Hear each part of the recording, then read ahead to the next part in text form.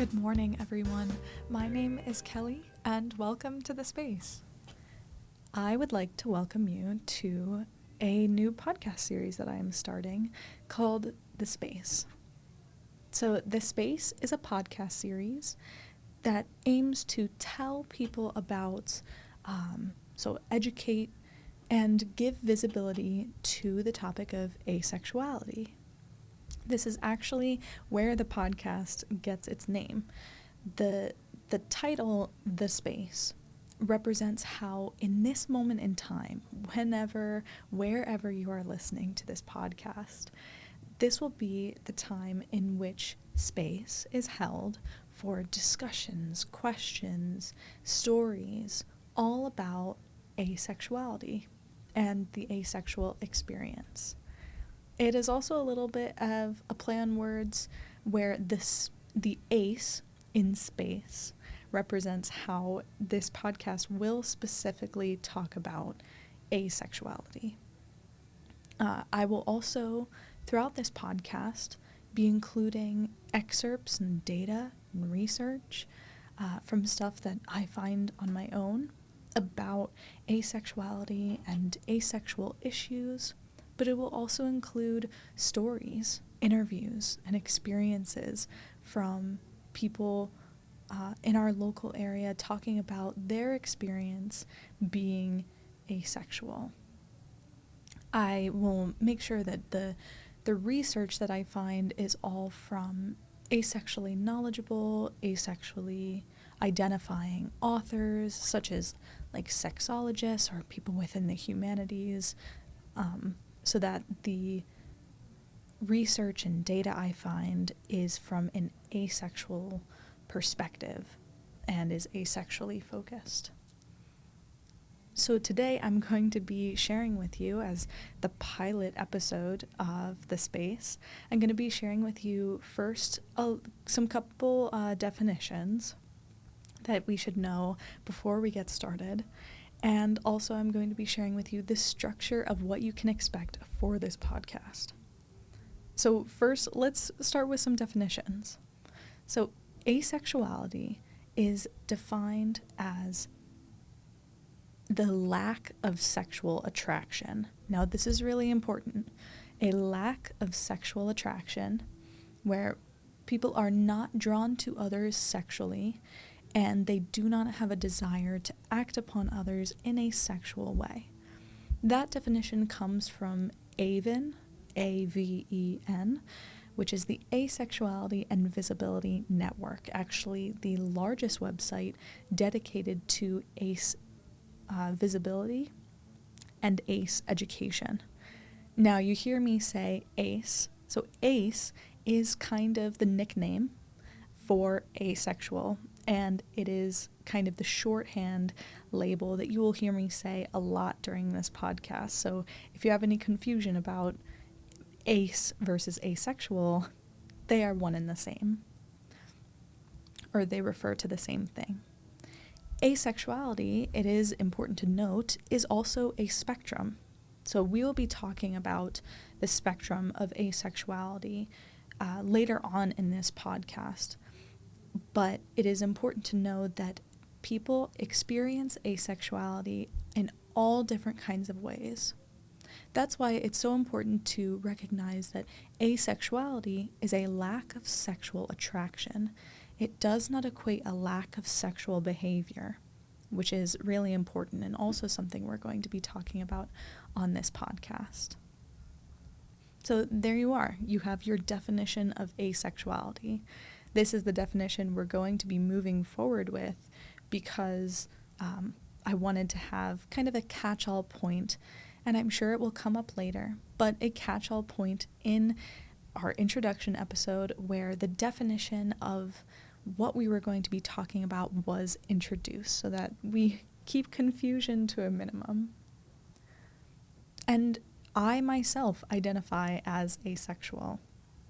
This has shaped my life in ways I never could have imagined, and I am very, very proud to identify as asexual and be a part of this community. So now let's talk about structure.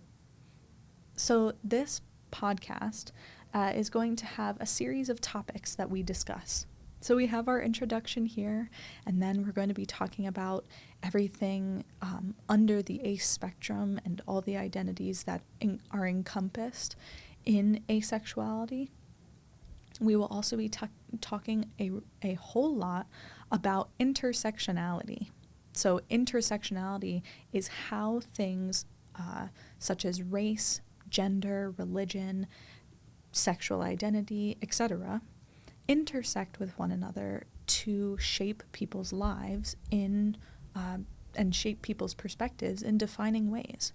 So some of the topics that we will be discussing on this podcast is asexuality and race, asexuality and gender, asexuality and romance, to name one, asexuality and religion, asexuality and disability. Those are just to name a few. And we will be discussing those topics in terms of research and facts and stuff that I find about how people with intersecting identities, such as asexuality and race, have been portrayed, or challenges they may be facing in our modern world. So under each topic, as I said, there will be one episode which focuses on those research and facts. There will also be a second episode under each topic that focuses on interviews, purely interview accounts, purely experiences, purely stories from people in our local area whose identity intersects in that way, who feels that they can talk on this topic of how their asexual identity may intersect with another identity in their life.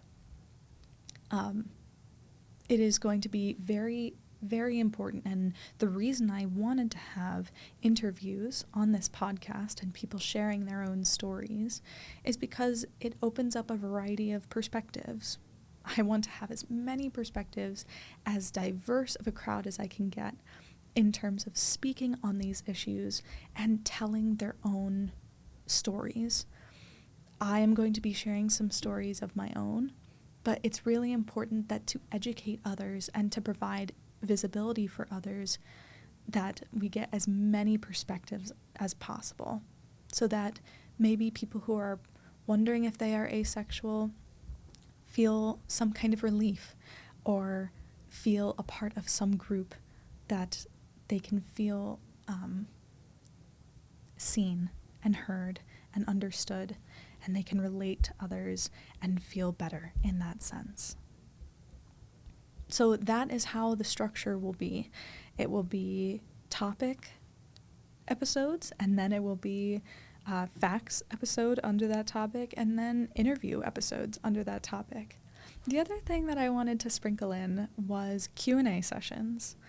As much as I am getting stories and experiences, I also wanted to be sure that you, the audience, would be able to ask questions and provide feedback and share some things of your own. So there will also be interspersed in the podcast some chances for me to answer that Q&A and have a Q&A session. Whether you want to provide feedback, want me to talk about something a little deeper that was mentioned before, or heck, whether or not you want to know why we're talking about asexuality in the first place and why it's so important, that Q&A session will be for you, for me to answer your questions and to engage with you guys as much as I can.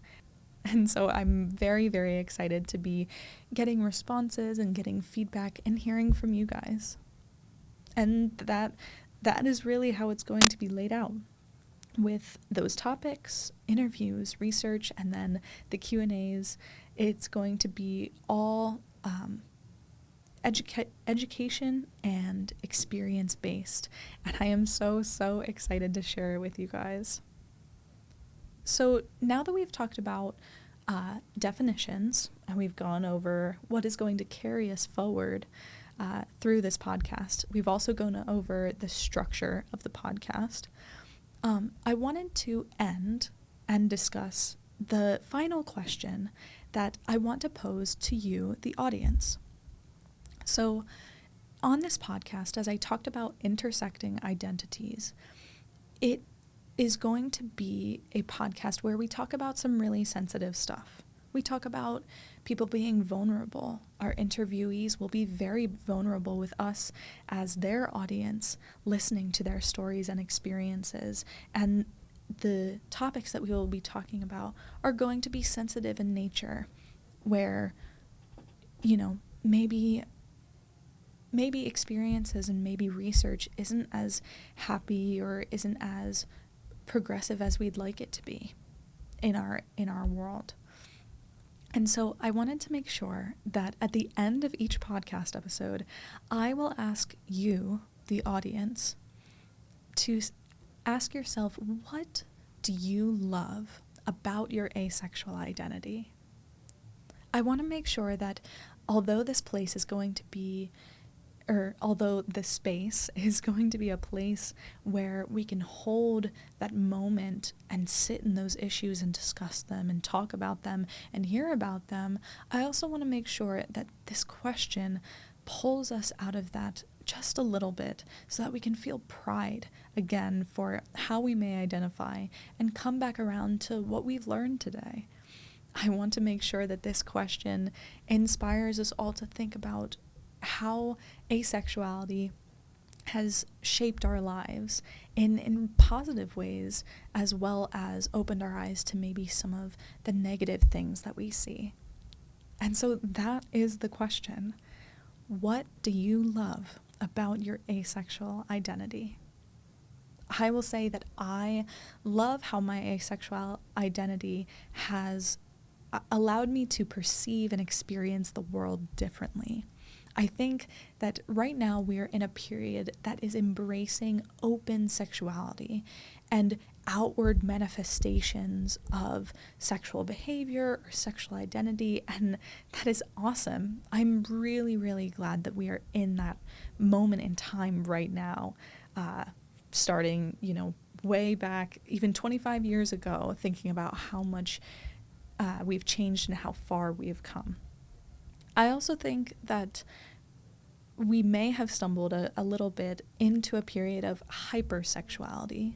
We're now being sexual, feeling sexual feelings or engaging in sexual behavior is also seen as a status symbol. How people talk about body count all the time, and the idea of casual sex is very foreign to me. And so I think my asexual identity really gives me the ability to think outside of that box. Now, I feel that pressure as much as anybody to engage in that hypersexual world. But my asexual identity allows me to engage with it in a different way and see it from another perspective, one that is not so sex-focused and one that may be outside of that socially appropriate box, whatever you define socially appropriate as.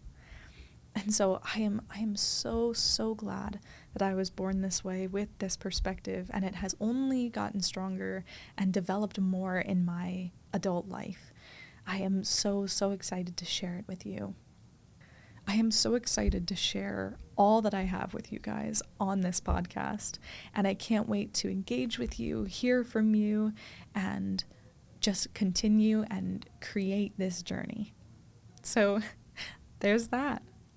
That is pretty much all there is to the pilot episode. Thank you so much for listening to our first ever episode of The Space. I look forward to the rest of the episodes that are to come and the rest of the discussions that we will have.